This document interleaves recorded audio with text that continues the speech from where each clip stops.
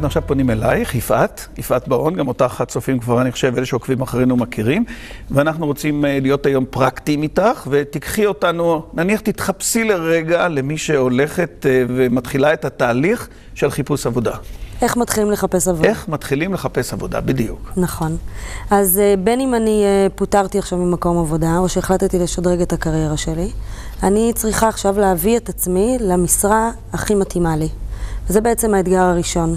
איך אני מאתרת את המשרה בהייטק, זה עניין יותר ספציפי מאשר בתחומים אחרים, כי היום ההייטק הפך להיות יותר ויותר ממוקד.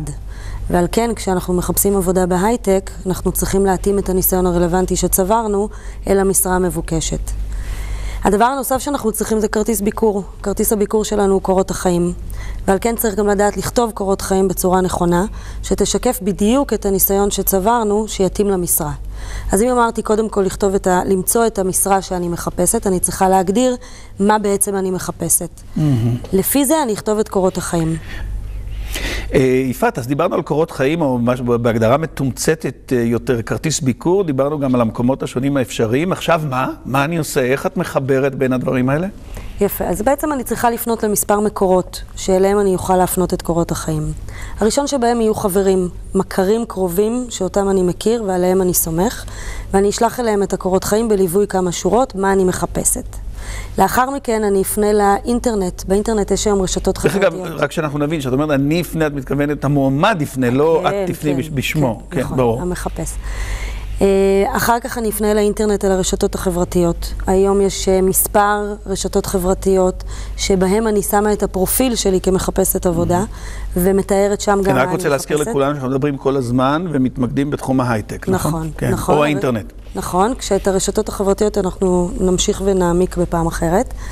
הדבר הנוסף זה לוחות האינטרנט. יש באינטרנט לוחות מודעות שבהחלט אטרקטיביות ויש בהן משרות שאפשר לחפש בהן את המשרות שיכולים להתאים למחפש. אין יותר כבר דבר כזה שאתה מגיע לחברה, דופק בדלת, שואל פה מי מנכ"ל כוח אדם, נכנס אליו ואומר, שמה, אני רוצה לעבוד. אין דבר כזה יותר. לא כדאי גם לנסות. לא כדאי לנסות, יעיפו אותי מכל המדרגות. בהייטק, נתחיל מזה שמי שאין לו כתובת מייל, אז הוא בכלל לא שייך להייטק. כן. חוץ מזה שכל נושא החיפוש... יכול לבוא עם הכתובת בכיס. כן, כן. גם כל נושא החיפוש מראה קצת על הבנה טכנולוגית. איך אני בעצם מחפש נכון. נכון, נקודה חשובה. והמקור האחרון, והלא פחות חשוב, הוא חברות ההשמה. כשכאן הייתי ממליצה לפנות ל2 עד 3 חברות ששמעת עליהן מחברים, שאתה יודע שהן טובות, להתחיל מהן ואחר כך להמשיך ולהתפתח לנוספות. מכל המקורות שטענתי כרגע שקיימות, צריך לזכור שאנחנו מחפשים משרה אחת. והחוכמה היא להגיע אליה. ועל כן אנחנו צריכים כל הזמן לעבוד עם המקורות האלה, וכל הזמן להעמיק את החיפוש איתם. אם זה ברשתות החברתיות להגדיל את הקשרים, אם זה עם חברות ההשמה, ליצור את הקשר האישי עם האיש קשר שם, ולשמוע ממנו על משרות רלוונטיות.